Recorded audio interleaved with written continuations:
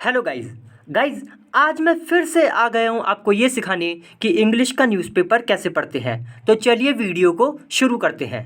देखिए हेडिंग लिखी है यहाँ पे, नॉट रूलिंग आउट। सबसे पहले रूलिंग आउट का मतलब समझते हैं। रूलिंग आउट का मतलब होता है दोस्तों कि एक तरीके से आप कह सकते हैं ध्यान, मतलब कि दिमाग मतलब कि कैंसिल कर देना, एक तरीके से खारिज कर देना। ठीक है, तो कह रहे हैं कि भाई नॉट लगा हुआ है लेकिन यहाँ पे, तो इसका मतलब हो गया कि भाई हम खारिज नहीं कर रहे हैं, मतलब हम लिखा है ना जैसे आगे, not ruling out investigation. Investigation मतलब जांच, किस चीज़ में? इन निज्जर केस।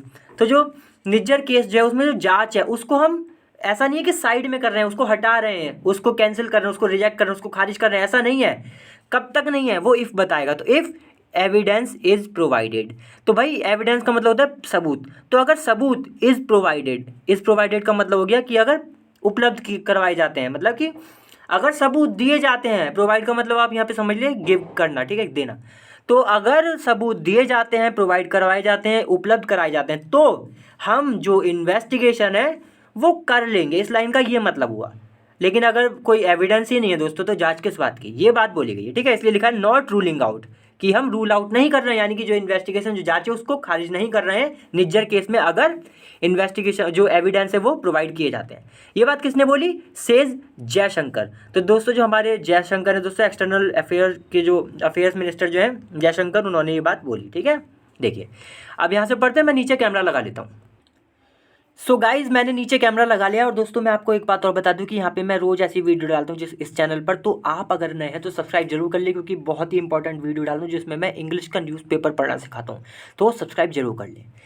देखिए फिर आगे लिखा है एक्सटर्नल अफेयर्स मिनिस्टर। कौन? जिनका नाम है एस जयशंकर, ये मिनिस्टर है। हैज़ सेड, इन्होंने एस जयशंकर जो है इन्होंने हैज़ सेड यानी कि इन्होंने कहा है। हैज़ सेड, हैज़ सेड का मतलब हो गया कहा है। दैट की, दैट का मतलब कि द गवर्नमेंट यानी कि जो सरकार है इज़ ओपन, ओपन है। ओपन का मतलब बिल्कुल बिल्कुल स्वागत कर रही है भाई, एक तरीके से आप समझ ले, वेलकम कर रही है। किस चीज़ का?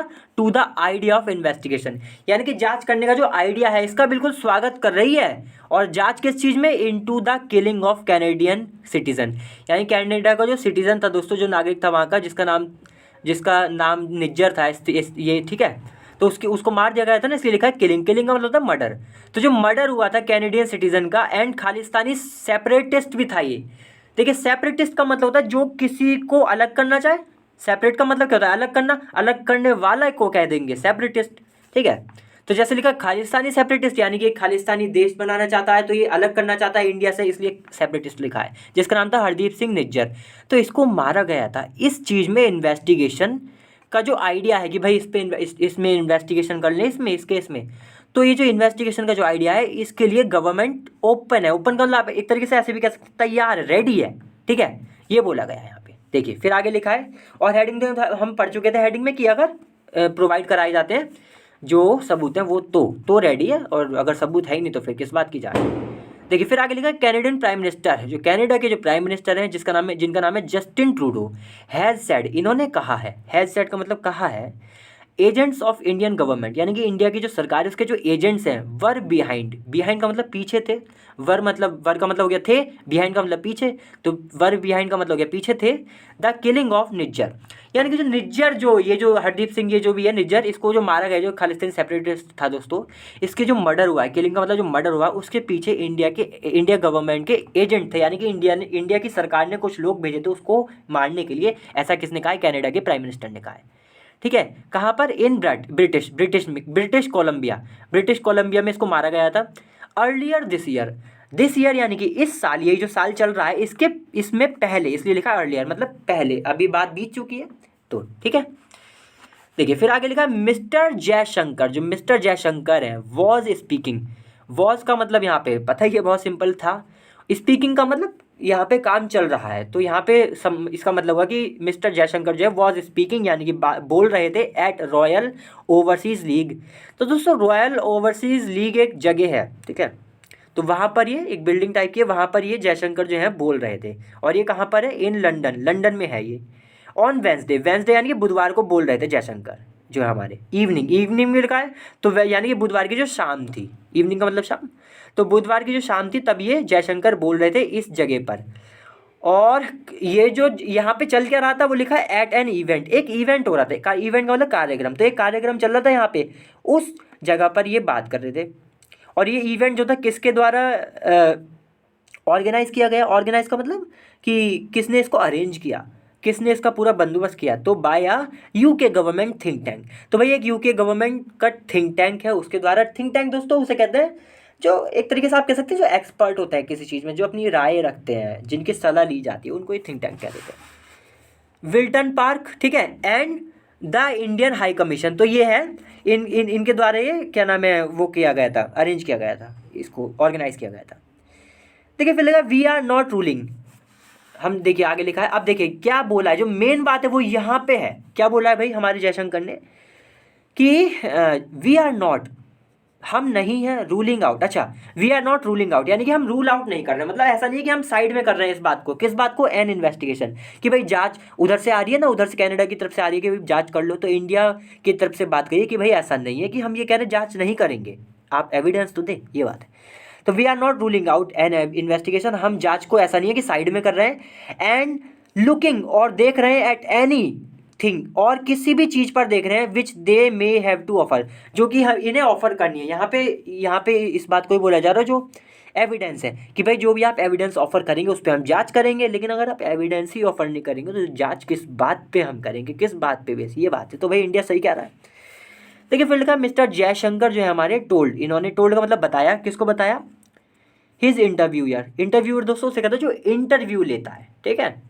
तो इंटरव्यूअर को इन्होंने बताया, इन्होंने फॉर्मर एडिटर ऑफ द, और ये इंटरव्यूअर कौन है भाई? तो ये फॉर्मर एडिटर है किसके भाई? Of the financial times, Lionel barber. तो दोस्तों ये जो भी ये कोई वो होगी मीडिया वगैरह होगी उसकी, ये फॉर्मर एडिटर है। इनसे ये इंटरव्यू ले रहे होंगे इनका, तब इन्होंने ये बात उनसे बोल दी कि भाई हम तो तैयार है, ये बात। ठीक है, फिर लिखा है मतलब इंडिया ओपन है। देखिए फिर लिखा था मिनिस्टर, जो मिनिस्टर है एम्फेसाइज, एम्फेसाइज का मतलब होता है जोर देना। तो मिनिस्टर ने जोर दिया दैट की, किस बात पर दिया वो दैट बताएगा। तो दैट द गवर्नमेंट, जो सरकार है, हैड होल्ड, वो सॉरी हैड टोल्ड, इसने बता दिया था। टोल्ड का मतलब बता दिया, और था हैड लग गया इनकी था, तो बता दिया था। क्या बताया भाई? अच्छा यहाँ लिखा ना एम्फेसाइज, इसका मतलब हो गया कि बता दिया है। क्या बता दिया है?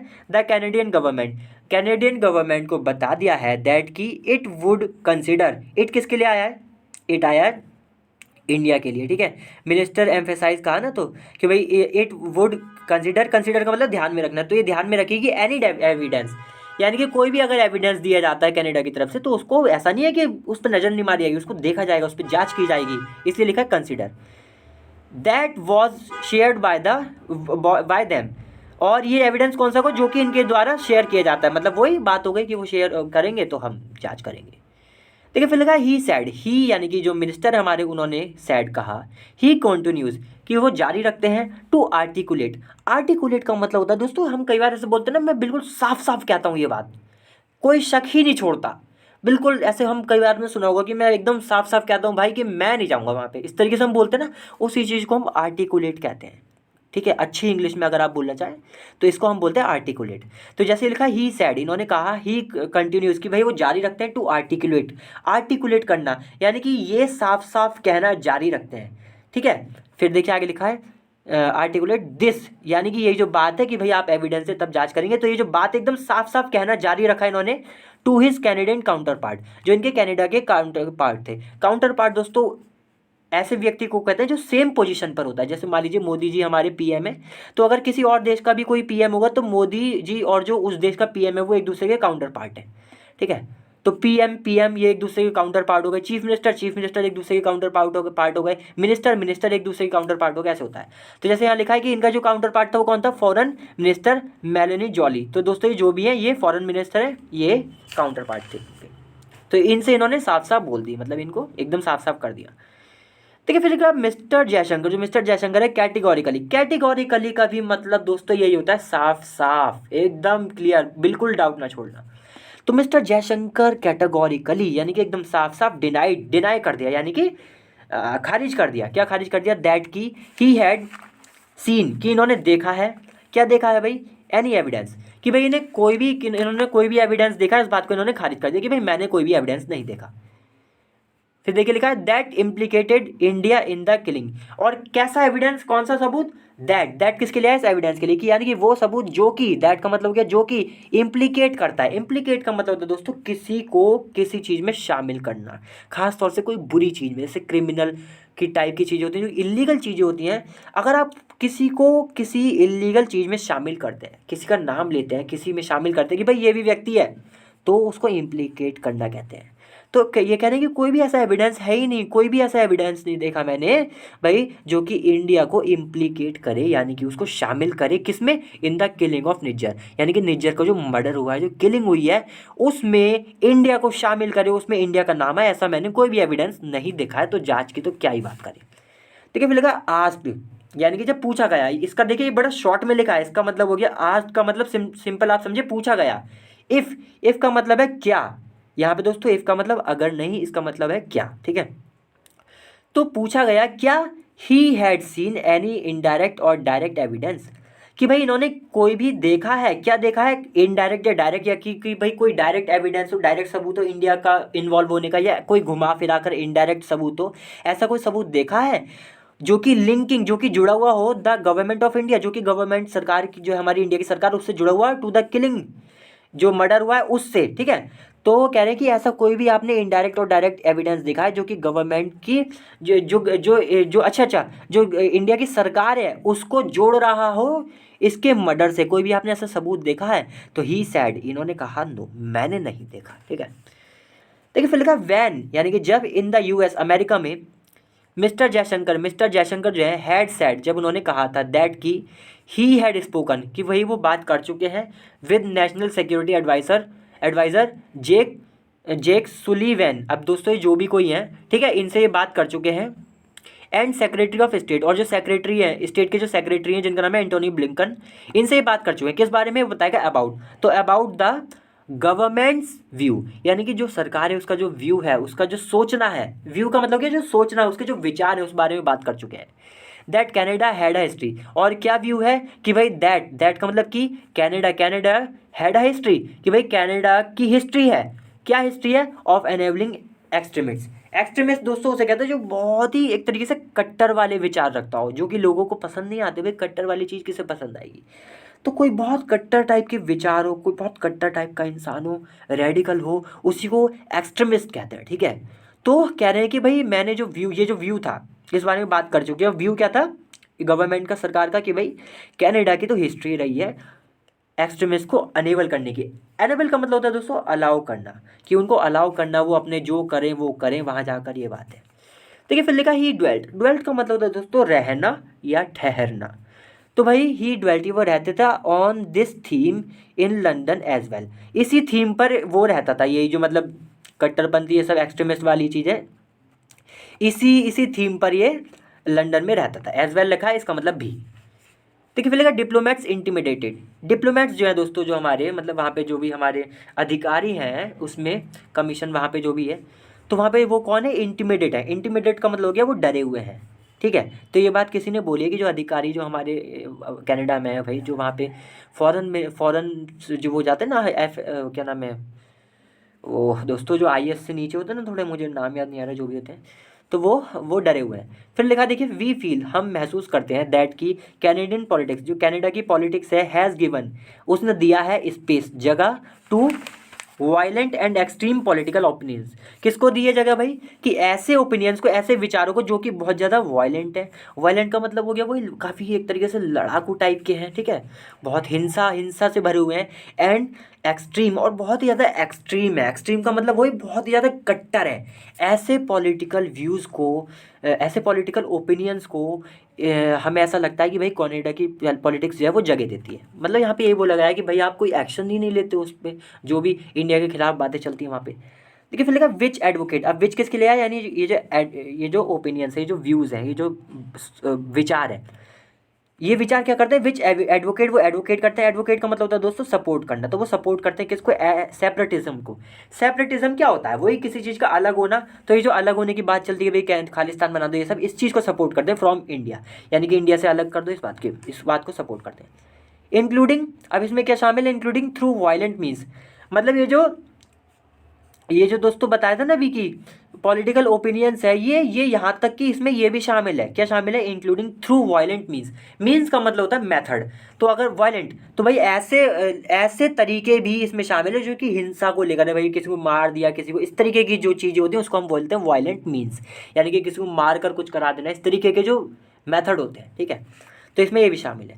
देखिए फिर लिखा mister Jaishankar side, mister Jaishankar जो है उन्होंने ये बात बोली, ये जो हमने अभी तक पढ़ी यहाँ से, ये जो था ना यहाँ से डिप्लोमेट से लेकर यहाँ तक पढ़ी, मिस्टर जयशंकर साइड ये उन्होंने कहा। फिर देखिए लिखा एडिंग, तो इन्होंने ये बात जो ऊपर हमने पढ़ी दोस्तों ये तो कही और आगे और बात भी कही, इसलिए लिखा एडिंग। तो एडिंग के बाद जो लिखा हुआ है वो भी इन्होंने कहा, क्या कहा, दैट कि इंडियन डिप्लोमेट, जो इंडिया के डिप्लोमेट्स हैं, वर इंटीमिडेटेड, वो इंटीमिडेटेड है यानी कि वो डरे हुए हैं, एंड प्रॉपर्टीज़, और जो उनकी जो प्रॉपर्टीज़ है इन कनाडा यानी कि जहाँ पे वो रहते हैं, सच एज का मतलब जैसे कि द हाई कमीशन, जो हाई कमीशन है, वर अटैक, इनको अटैक किया गया था जो कमीशन, ये जो प्रॉपर्टीज़ है, ठीक है, ये बात भी इन्होंने बोली। देखिए फिर लिखा and this is uh, and यानी कि और, दिस इज़ अ कंट्री यानी कि एक ऐसा देश है वेयर, जहाँ, ठीक है, इसलिए लिखा है दिस इज़ अ कंट्री यानी कि एक देश है जहाँ where there is a previous history. ये फिर वही बात आ गई कि भाई इनकी प्रीवियस हिस्ट्री रही है, यानी कि पहले इतिहास इनका ऐसे ही रहा है, इन्होंने पहले भी ऐसी कुछ करी है प्रॉब्लम्स, क्या करी है आगे बताएंगे। देखिए मिस्टर जयशंकर सेड, तो इन्होंने ये बात बोली कि ये एक ऐसा देश है जिसकी ऐसी हिस्ट्री रही है, इसलिए लिखा है प्रीवियस का मतलब पिछली इतिहास भी इनका ऐसा रहा है। एज का मतलब जैसा कि ही रिमाइंड का मतलब तो दोस्तों याद दिलाना, तो ही रिमाइंडेड, इन्होंने याद दिलाया द ऑडियंस को, ठीक है, किस चीज़ का दोस्तों, रिमाइंड के साथ हमेशा ऑफ आता है, तो ऑडियंस को याद दिलाया 1985 एयर इंडिया फ्लाइट। तो जो एयर इंडिया फ्लाइट का जो 1985 में 182 बॉम्बिंग था ये, ठीक है, जो बॉम्बिंग हुई थी किसको द्वारा, बाय खालिस्तानी सेपरेटिस्ट, वहाँ पे भी देखिए खालिस्तानी सेपरेटिस्ट था 1985 में इन कनाडा में। तो कह रहे हैं कि पहले भी ऐसा कर चुके हैं, इस बात का याद दिलाया ऑडियंस को इन्होंने, और इसलिए इन्होंने कहा कि इनके तो इतिहास यही रहा है, ठीक है, इसलिए लिखा है प्रीवियस हिस्ट्री के मतलब पहले भी ऐसा हुआ है, इस तरीके का कुछ। देखिए फिर लिखा देयर वॉज अ मिसयूज का मतलब गलत इस्तेमाल करना किसी चीज़ का, तो कह रहे हैं देयर वॉज अ मिसयूज यानी कि एक मिसयूज था, एक गलत इस्तेमाल था of the freedom of expression, यानी कि फ्रीडम ऑफ एक्सप्रेशन होता है उसका गलत इस्तेमाल हुआ है इन दिस इंस्टेंस का मतलब होता है दोस्तों मामला, केस। तो इस केस में इस मामले में फ्रीडम ऑफ एक्सप्रेशन का गलत इस्तेमाल हुआ है। एज पर का मतलब होता है अकॉर्डिंग टू, के हिसाब से, किसके हिसाब से, द मिनिस्टर, तो मिनिस्टर के हिसाब से इसका गलत इस्तेमाल हुआ है। बस यहाँ तो दोस्तों खत्म हो जाता है, ठीक है। चलिए दोस्तों अगली बार फिर से मिलते किसी और अच्छी वीडियो के साथ, तब तक के लिए वीडियो लाइक करें, शेयर करें और चैनल को सब्सक्राइब जरूर करें। चलिए बाय।